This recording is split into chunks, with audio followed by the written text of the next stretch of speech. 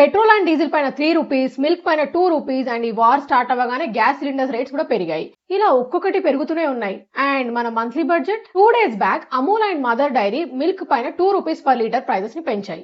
Reasons cattle feed, transportation, packaging cost పెరిగాయి. Obviously వాళ్ళ input cost పెరిగినప్పుడు వాళ్ళ ప్రోడక్ట్ ప్రైజెస్ కూడా పెంచుతారు కదా. మన డైలీ ఎసెన్షియల్స్ లో మిల్క్ అందరం యూస్ చేస్తాం. అమూల్ పాలని తాగుతోంది ఇండియా. Bus bus bus. ఇప్పుడు మిల్క్ ప్రైజెస్ పెరిగితే obviously curd, ghee, paneer, bakery items, tea, coffee prices కూడా పెరుగుతాయి. ఇక పెట్రోల్ అండ్ డీజిల్ విషయానికి వస్తే వార్ స్టార్ట్ అయినప్పటి నుంచి క్రూడ్ ఆయిల్ ప్రైజెస్ విపరీతంగా పెరిగాయి. అండ్ ఆ కాస్ట్ అంతా oil companies and government observe చేశారు ఇప్పటి వరకు. ఇక ఈ వార్ అయ్యేలా లేదని చెప్పేసి ఇప్పుడు గవర్నమెంట్ మన నెత్తిలో వేశారు. ఇది ఆరంభం మాత్రమే. ఎందుకో తెలుసా? ఏప్రిల్ హోల్సేల్ ఇన్ఫ్లేషన్ ఫిగర్స్ చూస్తే మీరే షాక్ అవుతారు. ఎస్టిమేటెడ్ నెంబర్ 4.3% ఉంటే యాక్చువల్ డబల్ అయింది, 8.4% అయింది. అండ్ మార్చ్ ఫిగర్ చూస్తే 3.88% ఉండే ఇన్ఫ్లేషన్. ఈ హోల్సేల్ ఇన్ఫ్లేషన్ చాలా డేంజరస్. ఎందుకంటే ఈ ఇంపాక్ట్ డైరెక్ట్ గా సప్లయర్స్, ట్రాన్స్పోర్టర్స్, మ్యానుఫ్యాక్చరర్స్ వీళ్ళ మీద పడుతుంది.